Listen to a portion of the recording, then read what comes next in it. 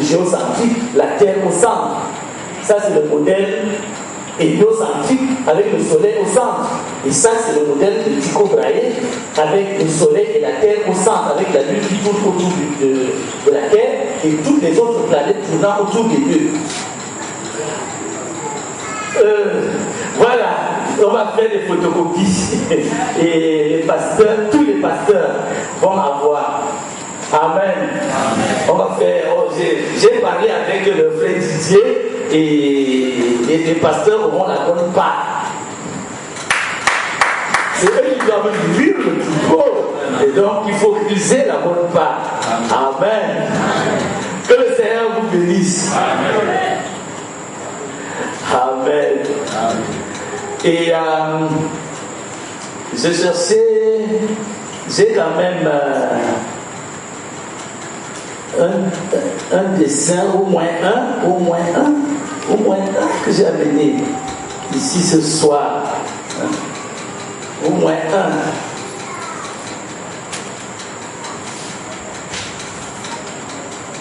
Ici ce soir. En tout cas, les pasteurs auront, on va faire les photocopies et les pasteurs auront le dessin. Amen. C'est le Sphinx. Et vous pouvez avoir tout ça. Et ça fera beaucoup de bien aux uns et aux autres. Les gens sont souvent un peu inquiets lorsque on vient un soir et on commence à parler de la mythologie. On dit dans la mythologie, il y avait un homme qui s'appelait Laios, c'était le roi de Thèbes, sa femme s'appelait Jocaste, et les gens sont Diapo. Le mythe d'Édipe, c'est ça dont j'ai parlé hier, c'est pour ça que je parle de la mythologie. J'ai raconté toute cette histoire hier, comment Édipe a tué son père et a épousé sa mère. Amen. Il a épousé sa mère. Et c'est Édipe qui a fait que le Sphinx puisse se tuer parce qu'il a trouvé l'énigme du Sphinx. Amen. Maintenant, vous savez que Satan n'est pas un créateur. Satan est un perfectionniste, c'est un imitateur. Donc, l'histoire d'enfant qui épouse sa mère, ça a tellement. C'est-à-dire que Satan était tellement. Quand lui-même a vu ce que Dieu avait fait ça, alors il a imité. Et vous savez que c'est comme ça que ça a commencé à Babylone. Jacob. Amen. Dans l'exposé des 7 âges de l'Église, lorsqu'on parle de la religion babylonienne, William Branham me dit, j'ai pris ça pour que vous compreniez. Puisque la Bible ne relate pas les détails de l'histoire des autres nations, dites-moi Amen. Amen. La Bible ne relate. Amen. En tout cas, j'ai ça ici. Donc, vous avez vu tout à l'heure, je ne triche même pas. Je ne triche pas parce que ça peut me rattraper si je triche. Amen. C'est à la page 174 de l'exposé. J'ai l'exposé ici. Amen. Donc, au lieu de lire au tableau, nous pouvons lire dans l'exposé. C'est à la page 174. Il y a quelqu'un qui veut lire. C'est le dernier paragraphe.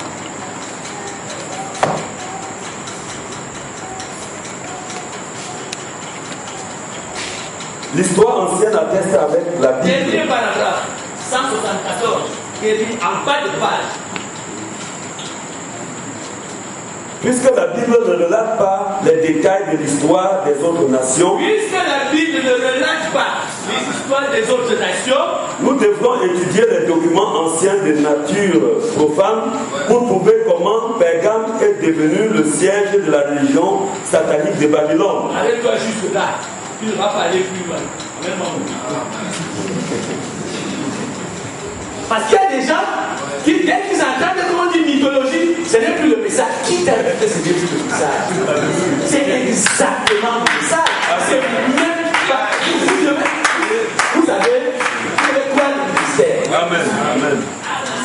À partir du moment où vous croyez par un mystère, vous avez tous les problèmes du monde. C'est vrai. C'est ce que tu dis la lumière. Est-ce que vous devez croire? Vous savez que la chose la plus difficile que Dieu a raconté qui était avec l'homme, c'est amener un mortel à croire en l'autre.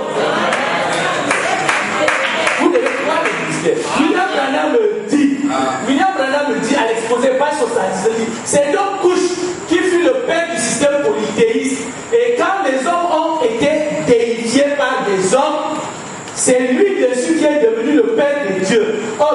était appelée Belle. Et Belle dans la mythologie romaine, c'est Janus. C'est dans l'exposé que Branham nous parle de la mythologie. Ouais. Amen.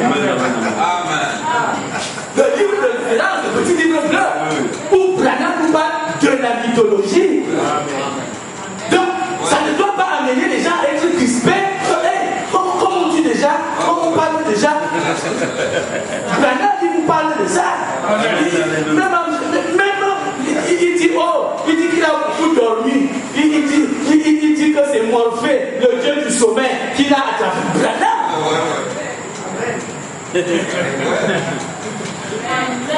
Donc, vous devez être cette église. La Bible a dit, dans Daniel au chapitre 12, que la connaissance devait être. Vous savez, dans un véritable Éphésiens 4:11, je voulais d'abord vous dire que la commission des Éphésiens 4:11, ma commission, ce n'est même pas de vous prêcher. Vous connaissez déjà la Bible. Branham a dit que ce n'est pas bien que quelqu'un écoute ce message 2 fois, alors qu'il y a quelqu'un d'autre qui ne l'a pas écouté quelque part. La commission des Éphésiens 4:11, Apocalypse 10, verset 11, il dit d'aller prêcher à beaucoup de nations, à beaucoup de langues, à beaucoup de rois. C'est à eux que nous devons. C'est pour ça que ce livre, on a enlevé les tu, parce que c'est pour eux. Et quand tu vas leur prêcher, quand tu vas sur le terrain, tu vas être comme Jonas, dans leur Dieu. Donc tu dois avoir la connaissance de leurs choses, leur parler de leur mythologie. Et alors, quand tu as dit l'application spirituelle, ils ne connaissent pas. C'est ça le message. Donc je veux que nous puissions monter un peu. Comme ça, nous pouvons bien suivre tout cet enseignement sur le zodiaque, sachant exactement sur quoi nous nous tenons. Lui-même, Branham me dit, à la page 177, il dit, nous devons maintenant de découvrir la mère et l'enfant originaire. Il dit, la déesse mère originaire de Babylone était Sémiramis, qu'on appelait Réa en Orient. Elle tenait dans ses bras un fils. Bien que ce dernier ne fût qu'un bébé, on le disait grand, fort, beau et particulièrement attirant pour les femmes. Dans Ézéchiel chapitre 8, verset 14, il est appelé Tammuz. Les auteurs classiques l'appelaient Bacchus. Pour les Babyloniens, c'était Linus. Ce qui explique le fait qu'on le représentait comme un bébé qu'on tient dans les bras, tout en le décrivant comme un grand homme fort. C'est comme l'appelait le fils Marie. Exactement comme Oedipe, qui était le fils de Jacob et de Jocaste et qui a finalement épousé Jocaste. De la même façon que Jésus-Christ est le fils que la femme d'Apocalypse 12, l'Église doit enfanter, et il est également le mari de cette femme. Le diable a copié. Il était l'imitateur. Alors il a copié pour que son Bacchus soit appelé le fils Marie. Un de ses titres était le mari de la mère. Amen. Je sens que la température commence à monter.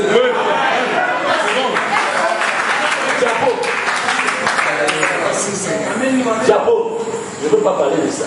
Bon, j'ai parlé des étoiles polaires. Rentre à l'autre diapo. Je ne sens pas. Non, descends. Voilà. Continue. Non. Voilà. La précession des équinoxes. Je vous disais que nous avons changé d'étoile polaire. Nous avons changé d'étoile polaire. Donc, donne la diapo qui suit. Alpha Ursae Minoris. Je vous ai dit que c'est cette étoile-ci qui est dans la petite ours, notre étoile polaire actuelle. Alpha Ursae Minoris est l'étoile la plus brillante de la constellation de la petite ours. Elle est connue pour correspondre avec une bonne précision à la direction du pôle Nord. C'est pour ça qu'elle est l'étoile polaire. C'est elle qui montre le Nord. Amen. Ce qui lui vaut l'appellation commune d'étoile polaire ou plus simplement polaire. Or, le pôle Nord céleste change en fait de position au fil des siècles du fait de la précession des équinoxes, c'est-à-dire un lent changement de direction de l'axe des pôles terrestres. Je vous ai dit que la Terre tourne comme une toupie. Donc l'axe de la Terre bouge. Ça bouge lentement, mais ça bouge sûrement. Donc en 24 000 ans, la Terre fait le tour complet pour revenir là où elle était. Elle fait le tour complet de toutes les constellations du zodiaque en 24 000 ans. C'est ça qu'on appelle la précession des équinoxes. Amen. Amen. Comme il y a 12 constellations dans le zodiaque, ça veut dire que la Terre, le Soleil, met 2000 ans alignés sur une constellation. Donc quand il tourne, quand il revient, c'est sur la même constellation. 2000 ans. Et c'est ces 2000 ans que le Soleil met alignés sur chaque constellation qu'on appelle ère ou âge. Et je vous ai dit que depuis le jardin d'Éden jusqu'à Noé, on était à l'âge du taureau. Depuis Noé, depuis Abraham jusqu'à Christ, on était dans l'âge du bélier. Depuis Christ, on était entré dans l'âge des poissons. Les astronomes disent que c'est le 24 mars 2100 que ça va encore bouger pour qu'on s'aligne sur le Verseau. Et nous, on sait que c'est depuis le 28 février 1963 que nous sommes entrés dans l'âge du Verseau. Maintenant, le fait pour le Soleil d'être aligné avec une constellation, il y a une lumière particulière qui s'échappe de cette constellation. Donc cette constellation est la constellation qui influe toute cette période de 2000 ans. C'est la constellation qui influe toute cette période. Et cette lumière particulière amène un don particulier sur la terre. Amen. Donc tous les 2000 ans, Dieu envoie un don particulier sur la terre. Amen. Oui. Pendant les premiers 2000 ans, d'Adam jusqu'à Noé, Enoch est venu sur la terre. Amen. Pendant les 2000 ans qui ont suivi, de Noé jusqu'à Christ, Moïse est venu sur la terre. Et les 2 autres 1000 ans, Jésus-Christ est venu sur la terre. Après, personne n'est plus venu.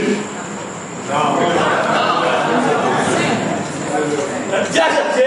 Il ne change pas.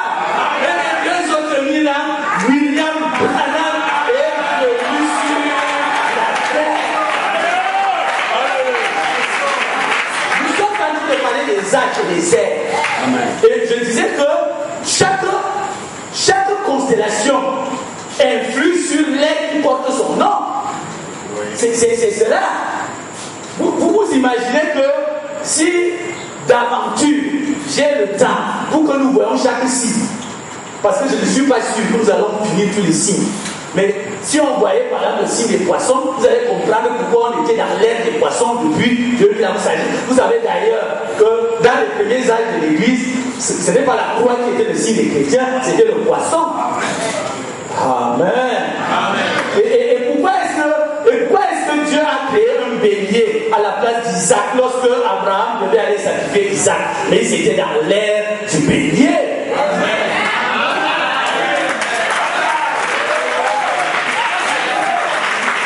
Et maintenant nous sommes entrés dans l'âge du Verseau. Amen. Je ne prêcherai pas sur l'âge du Verseau ici, c'est dommage, parce que j'avais prêché sur ça là-bas. Je ne prêcherai pas sur l'âge du Verseau, mais peut-être de temps en temps je glisserai un mot comme ça pour vous parler de cet âge de la révélation sans fin. Que le Seigneur vous bénisse. Donc, diapo, nous allons donc entrer dans le signe de la Vierge. Nous allons entrer dans le signe de la Vierge. Et nous avons parlé des apprentis sorciers. Nous avons dit que si quelqu'un vient et il commence à dire qu'il est un astronome, il regarde le ciel, pas un astrologue, mais un astronome, et il commence à vous dire les choses qui se passent dans le ciel, c'est un apprenti sorcier. Parce que depuis le déluge, l'axe de la terre a bougé, la terre n'est plus alignée avec les étoiles. Alors il n'est plus possible à partir de la terre d'avoir des informations des étoiles. Maintenant, c'est seulement Dieu qui révèle à ses prophètes, les astronomes spirituels. Le seul prophète est capable de vous donner des informations. Donc les astronomes nous ont dit que le zodiaque commençait par le bélier, et je vous ai dit que ça, c'était ce qu'on appelle le zodiaque tropical. Il y a d'autres qui pensent que ça commence avec les poissons, et ça c'est le zodiaque sidéral. Et maintenant, nous on a le zodiaque spirituel que le prophète nous a donné, et qui est le vrai, le seul zodiaque, et qui nous dit que ça commence par la Vierge. Je voudrais que vous compreniez que ce zodiaque, c'est véritablement la première Bible de Dieu, la seule qui demeure. Amen. Parce que toutes les autres Bibles ne sont pas parfaites. Amen. Vous savez pourquoi elles ne sont pas parfaites? Parce que bien qu'inspiré par Dieu, Dieu s'est servi des hommes. Amen. Dieu s'est servi des hommes pour construire la pyramide. Dites un peu Amen. Amen. Dieu s'est servi des hommes pour écrire la Bible écrite. Mais c'est Dieu lui-même avec sa main qui a écrit le zodiaque. Et vous savez, oh my, qui l'amène. C'est Dieu lui-même. C'est pour ça que c'est la Bible la plus parfaite. C'est la plus parfaite. Les autres ont été faites par des hommes. Et vous savez, quand un homme parle, tu ne peux pas, de toute façon, tu es dans la chair. Tu fais comme Moïse, on te dit parle au rocher, tu frappes. J'ai frappé. Ils vont énerver, j'ai frappé. Je dis Moïse. Paul vient, il dit ici ce n'est pas le Seigneur, c'est moi Paul. Vous avez vu ça dans la Bible? Il dit ici ce n'est pas le Seigneur, c'est moi. Je dis que.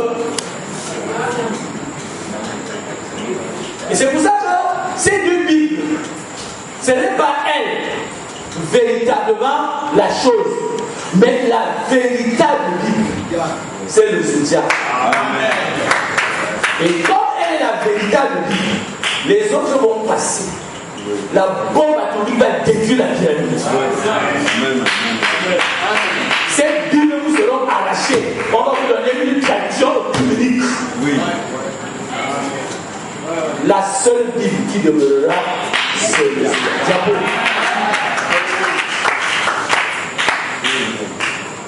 William Branham dit dans le message Être conduit, celui qui est prêché le 31 octobre 65, au paragraphe 135, William Branham dit, lorsqu'il n'y aura plus de grandes pyramides, avez-vous lu au sujet de ces pyramides en Égypte? Un de ces jours, elles seront de la poussière sous la bombe atomique. Dites un peu Amen. Et William Branham dit, ça ne peut pas être votre absolu. Vous allez prendre ça là pour être votre absolu. Mais ici dedans, Moïse a écrit que c'est le 4e jour que Dieu a créé le soleil. Diabo.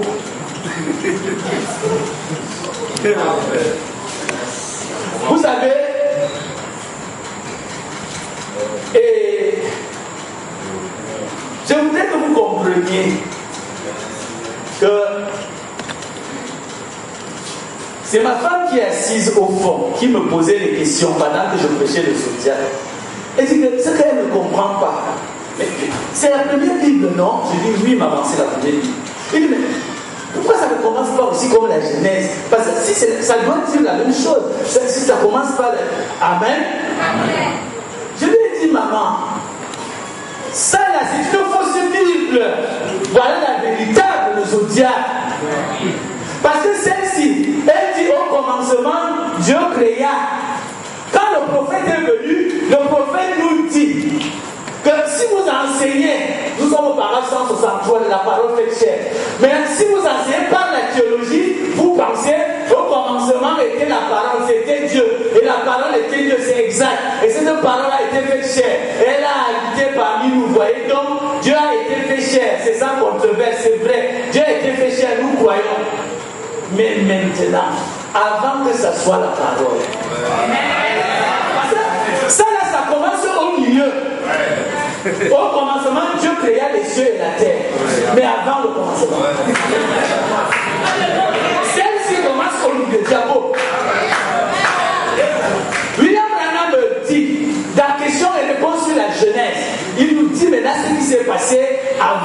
commencement et qui manque dans cette Bible. Ça manque dans cette Bible. Ce n'est pas écrit. Ce qui se passait avant le commencement. Il dit, mais remarquez, il n'y a rien. Je suis au paragraphe 27. Il y a juste l'espace. Il n'y a pas de lumière. Il n'y a pas de ténèbres. Il n'y a pas de lumière et il n'y a pas de ténèbres. L'esprit humain ne peut pas comprendre ça. Il dit, il n'y a rien. Il semble qu'il n'y a rien. Mais là-dedans, il y a un grand être surnaturel. Jéhovah Dieu, qui couvrait tout l'espace en tout lieu et en tout temps. Il était d'éternité en éternité. Il est le commencement de la création. C'est Dieu. On ne peut rien voir. On ne peut rien entendre. Même pas le mouvement d'un atome dans l'air. Rien. Pas d'air. Rien. Mais cependant, Dieu était là. C'était Dieu. Mais remarquez pendant quelques minutes là-dessus. Personne n'a jamais vu cela. C'était le Père. C'était Dieu le Père. Remarquez maintenant, après un moment, je commence à voir une petite lumière sacrée qui prend forme. Comme un petit anneau ou quelque chose comme cela. Vous pourriez la voir seulement avec des yeux spirituels. Tout ça, ce n'est pas ici. Mais le zodiaque vous parle de ça. C'est ça le problème. Le zodiaque nous parle de ça. Et ce soir, nous allons commencer à mettre nos deux pieds dans cette chose. Diabo. Nous allons commencer à mettre nos pieds dedans. Et vous savez, William Branham nous dit donc, dans Question et réponse sur la Genèse, paragraphe 33 et 34, il dit, le passage qui est en gras, et je peux l'entendre dire que la lumière soit. Et quand il le dit, un atome éclot et le soleil vint à l'existence. Donc, c'est au commencement que le soleil est venu à l'existence. Pas le 4e jour, comme c'est écrit dans cette Bible. Comment toi tu vas prêcher? Tu dis que sans le zodiaque, tu vas prêcher quoi sans connaître le zodiaque? Tu vas prêcher quoi? Elle ne peut pas être un absolu pour toi. Diabo. Nous entrons donc dans la constellation de la Vierge. Oh là là, ce n'est pas très net, mais c'est le mieux que j'ai pu faire. La constellation de la Vierge. Nous avons dit qu'une constellation, c'est un groupe d'étoiles. Amen.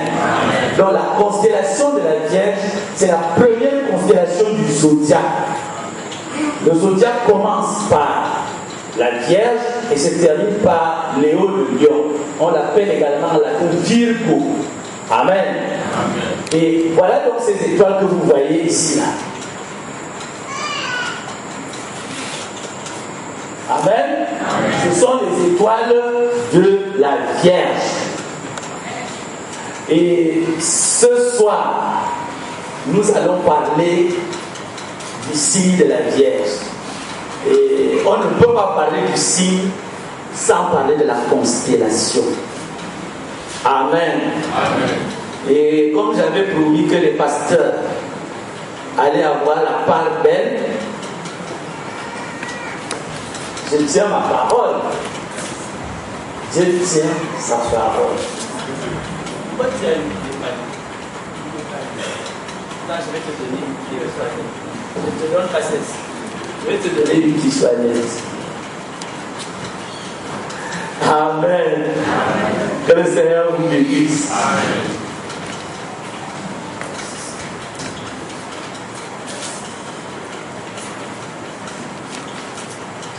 La constellation de la Vierge. Diabo. La constellation de la Vierge dont nous voulons parler aujourd'hui. Et le signe de la Vierge est l'un des signes dont William Branham parle beaucoup. Donc, chaque fois qu'il dit zodiaque, il dit ça commence par une Vierge, ça se termine par Léo le lion, la première venue de Christ et la seconde venue de Christ. Amen. Donc, au moins ça, tout prédicateur doit savoir. Amen. Mais ça là, ça ne représente rien du tout. C'est-à-dire que le signe de la Vierge, il y a une telle richesse dans le signe de la Vierge que je sais que ce soir, vous serez abondamment bénis de Dieu. Une telle richesse. Et la constellation de la Vierge, revient à la diapo d'avant, pour que les gens la voient bien. La constellation de la Vierge, passe maintenant. Diapo.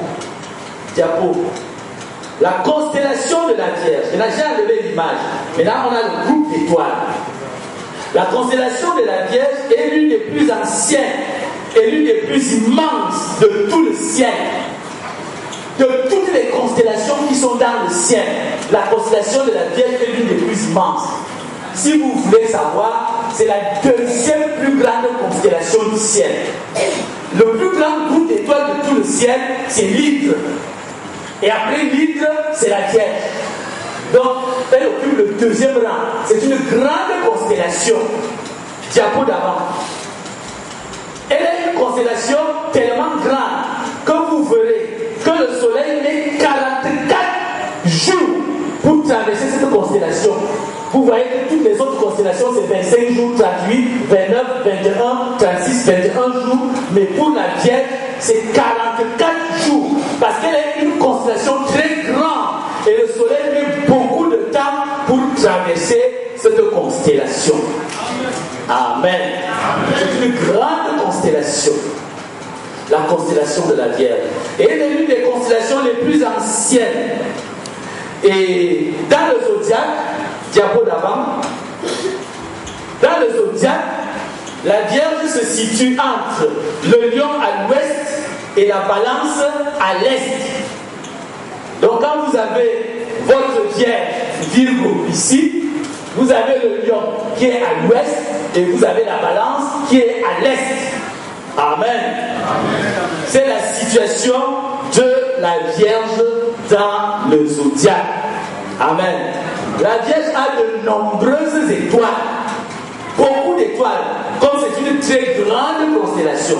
Mais elle a 12 étoiles remarquables, la diapo d'avant. Elle a 12 étoiles remarquables. 1, 2, 3, 4, 5, 6, 7, 8, 9, 10, 11, 12. Dites un peu Amen. Elle a 12 étoiles remarquables. Et de toutes les étoiles de la Vierge, la plus brillante, vous la voyez, non? La plus brillante. La voilà ici. C'est la plus brillante. Elle s'appelle Spica, c'est-à-dire l'épine. On l'appelle également Alpha Virginis. C'est l'étoile la plus brillante de la Vierge. Diapo. Donc les étoiles de la Vierge, nous avons Alpha Virginis, qu'on appelle l'épine, qu'on appelle Spica, que vous avez vu là-bas. Les prédicateurs ont déjà ça en main. C'est l'étoile la plus brillante de la constellation de la Vierge. Elle est facile à trouver. Quand vous êtes sur une photo du ciel, vous partez de la grande ours, il y a une courbe qui vous fait aboutir à Alpha Virginis. Amen. C'est une grande étoile. En fait, c'est une étoile douce. Elle est vraiment très forte. Maintenant, il y a plusieurs autres étoiles de la Vierge. Donc, on les donne avec les lettres grecques. Donc, vous avez Gamma Virginis.